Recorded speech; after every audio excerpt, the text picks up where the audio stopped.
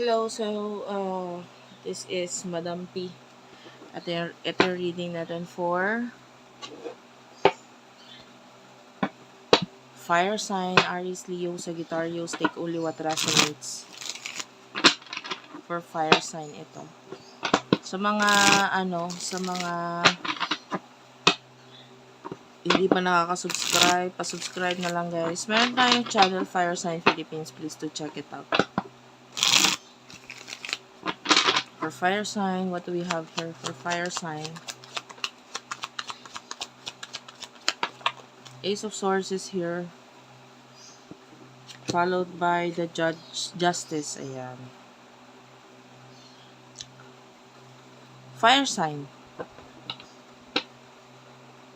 Nakakita tayo ng mga new beginning sa'yo. Maybe, yung iba may kinalaman sa career. Or anything na may kinalaman sa documents. Pasan ko yung ilaw. Ayan. So, career, yung iba maybe planning din regarding sa partnership with someone. Business. But, marami kang ideas kasi ngayon marami kang naiisipan. Sino yung person nakakonect mo pagdating sa love?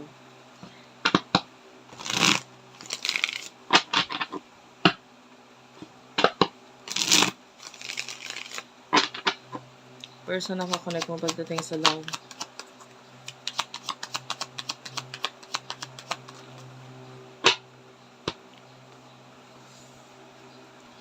Ten of Swords and the Nine of Cups, Cancer, Scorpio, Pisces, Gemini, Libra, Aquarius.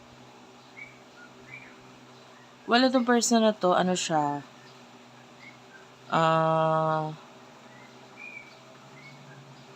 Pwede nagkaroon ng ending sa inyong dalawa. Nine of Cups. Naging parte ka ng kung ano man yung mga bagay na meron siya ngayon. Na very importante para sa kanya. I feel like ang daming nagagalit or daming mainggit dito sa taong to eh. The Over the Devil. Mga mga kaaway, kalaban.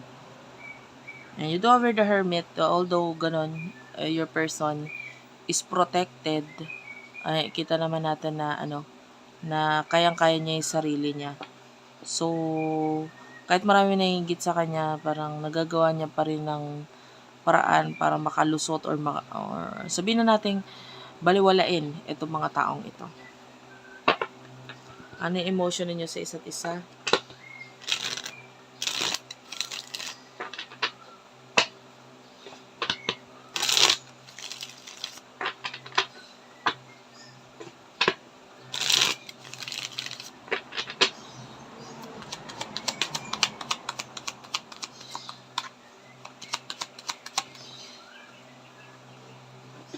Six of Swords is here. Four of Wands.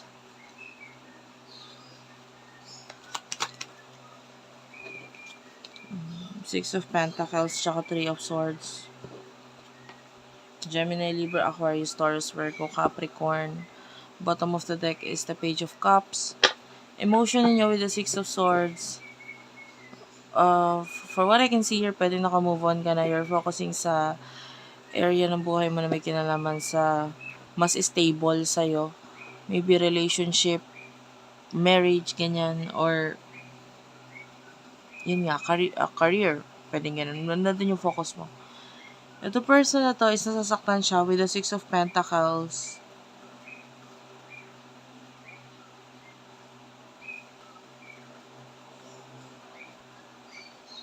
Parang may mga hinihintay pa rin siyang araw sa inyong dalawa.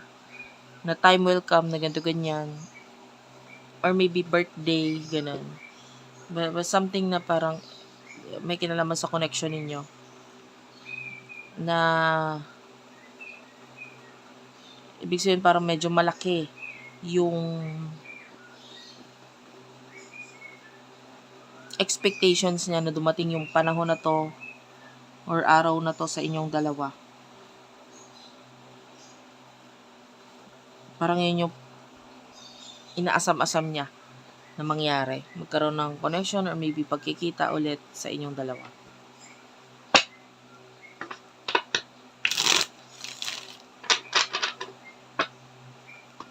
In the near future,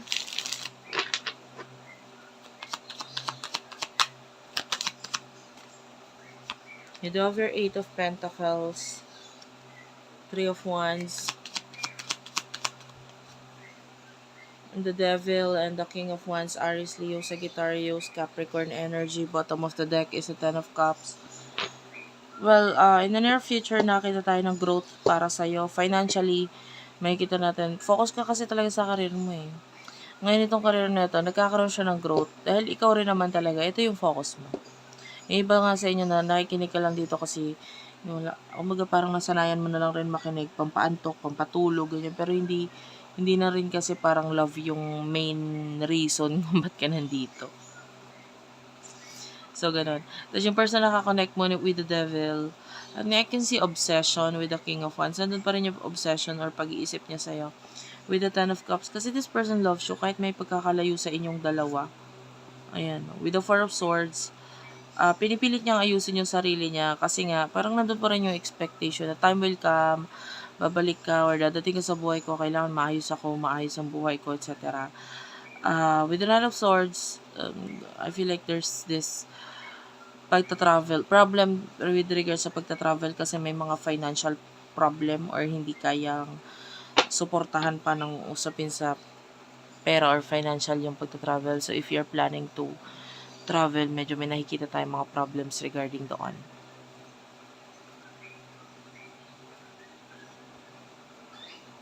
So, with the King of Wands, itong person na to, medyo nagkakaroon siya ng mga idea, pagfa-fantasize na rin sa'yo, nagde-daydream siya. Parang may mga nabubuong istorya na sa isip niya na hindi pa man din nangyayari sa inyo, parang nasa isip niya na. Kaya kahit wala ka, nagkakaroon siya ng expectations, obsession. Sabi ko, obsession na rin ito eh. For some of you, pwedeng hindi pa kasi enough yung closure na nangyari sa inyo. Parang kailangan pa rin ng mas maayos na closure sa connection na ito. Para hindi ba nag-expect or nasasaktan itong person na ito ngayon. Kasi hanggat hindi niya nakukuha yung closure na yun, patuloy na nag-expect siya sa'yo. So, thank you for watching guys. I love you all. And, ingat kayo palagi ha. Bye-bye. Please comment down below guys. Sobrang na-appreciate ko yan.